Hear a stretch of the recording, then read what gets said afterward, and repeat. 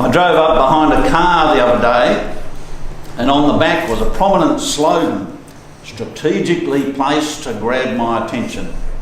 It said, essentially, it's all about you. I had to overtake just to find out what this was all about. Apparently something about finance, as you might have guessed.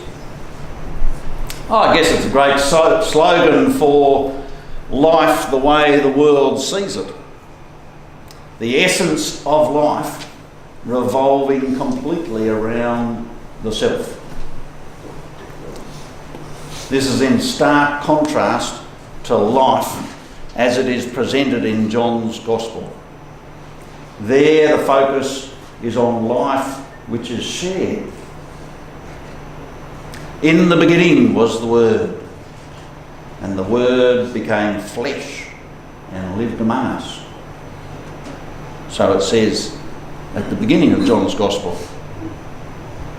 And near the end it says, these are written so that you may come to believe that Jesus is the Messiah, the Son of God, and that through believing you may have life in his name.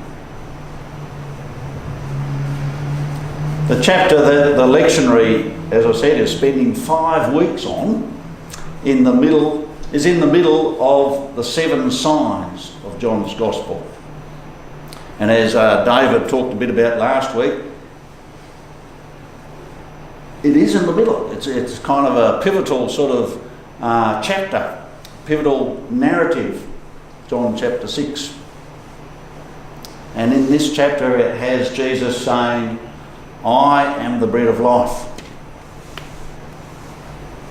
How is this life shared?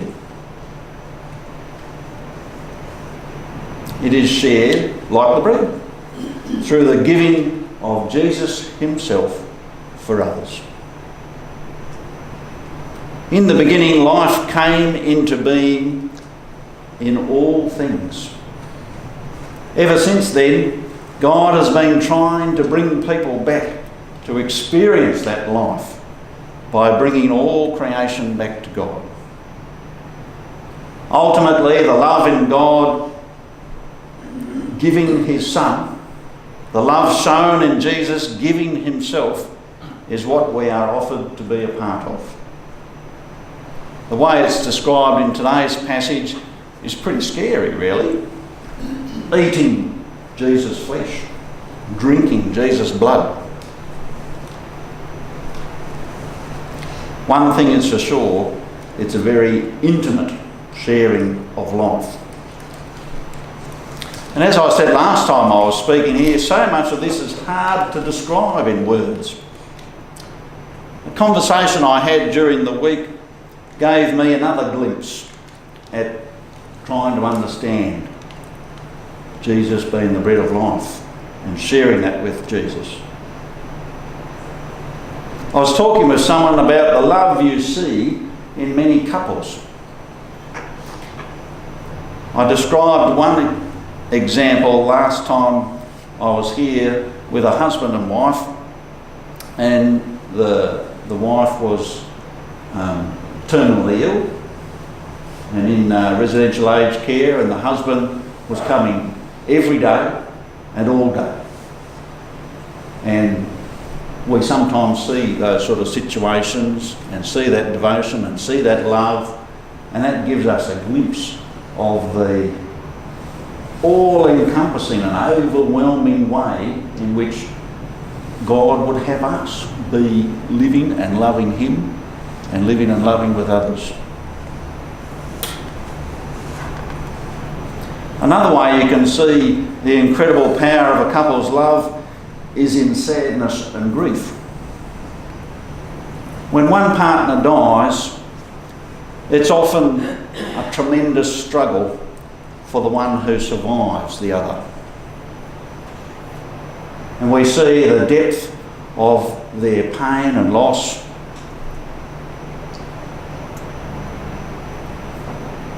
Sometimes we get glimpses of that, but most of the time it's unimaginable to everybody else, what that person's going through.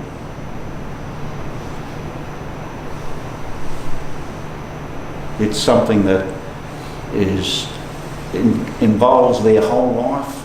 It's a deep emptiness, and it's a deep wound and pain that takes a long time to heal. And that gives us a glimpse into the love of God and the life that He would share with us. Is that overwhelming? It is that encompassing. There's a flip side to that love too. It reminded me of another story about Viktor Frankl. The love he had for his wife helped him stay alive in the Nazi camps. As he pictured, she was in a different camp. Well, actually, he didn't know whether she was in a camp or not, but she wasn't where he was. But as he pictured her and imagined her and longed for her in her absence, that gave him some strength, that gave him some hope, that gave him something to hang on to and survive. Sadly, at the end of the war, he found out she'd been murdered along with other Jews in another Nazi camp. But again, you can see the strength of the love. What sometimes the world calls weak has great strength and power. And this power of relationships, of love, is what Jesus is picturing when he uses this graphic language that we heard today about eating his flesh and drinking his blood. And again, as David hinted to last week, it's about this all-encompassing thing, as they use the word believing, as it said later in John, that you will believe so that you will have life. In John's Gospel, it's not just this believing, is not just some passing thought. Oh yeah, that's a good idea. It's not that sort of believing. Believing, as is used in John's Gospel, is a radical reorientation to God that governs all life. And it's not an easy path. It is a path of dying into life. As soon as Jesus starts indicating a path of suffering and dying, the crowds with whom he was so popular start disappearing. As someone said, they are fleeing to the exits as fast as they can. It is like the expression that those, and we just sang that those who have ears to hear, those who have eyes to see, will understand, but many will not. Many will not grasp the bread of life, for they do not see it when it is right in front of them. Another example of that in a different way, one of my colleagues attended a meeting at work. Ultimately, the focus at a caring facility is to offer the best possible care to the residents. And so when you're in meetings and discussing different things related to work, that's what's underneath all the discussions, all the decisions, all the conversations. And the meeting finished and people went on their way, some continuing their discussion in small clusters, others rushing off to their duties. My colleague noticed in the corridor, as she left, one of the residents walking along who seemed to be in some distress. And my colleague stopped to talk with her. And the resident, she had a walker, and the resident sat down on her walker. You know how they have those little seats on them? Sat down on the walker there, smack bang in the middle of the corridor. And my colleague stopped and began to listen. The lady was in grief. having recently lost her sister. She was lonely and missed her sister so much. And so there in the middle of the corridor, they sat in conversation as others buzzed past in their busyness and in their preoccupations. For those who have eyes to see, there is life all around us. In the beginning was the Word, and the Word became flesh and lived among us. In other words, it's about incarnation. The love of God squeezed into the everyday, into the ordinary matter of life in Jesus. As everyday as eating and drinking. We are to take on, we are to consume as part of our own every waking moment the love of God at every opportunity. A very real and bodily experience of belief in Jesus. And this also means that we would be mistaken to think that Jesus is only fixated on the so-called higher things of life. Jesus does not feed people with bread merely as an object lesson to show that he can give them food for eternal life. Rather, Jesus can give food that sustains human life in this world and that provides eternal life. Because he's the agent of God's creation of all life. Material food still matters for us and for those who don't have it.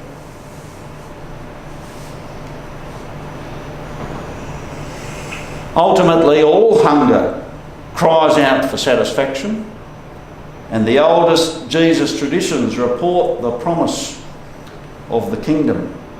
Blessed are you who hunger, for you shall be satisfied. Well, that's in Luke and in Matthew. So will those who hunger and thirst for justice. The two must not be divorced, because in the bread of life we are being nourished by the one whose being is love and compassion.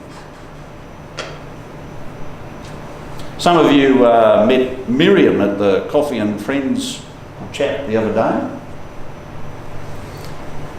I remember her telling me one story about a beautiful jumper she'd knitted, and it had this beautiful picture on the front of the jumper, but she'd knitted it all, and it was a brilliant design, and she was really proud of, like when you finish one of those wonderful creations, you get a good lift out of that.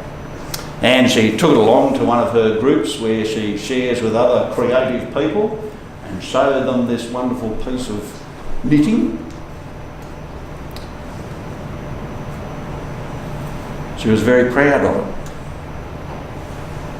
But later though, she realised there was something wrong. Something didn't feel right. She ended up giving the jumper away. And it was only then that she felt right about the jumper. It only had value, or the greatest value, when she gave it away. So it is with the bread of life.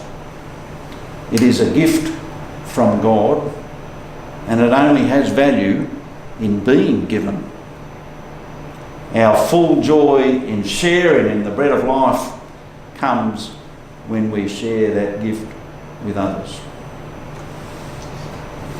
Amen.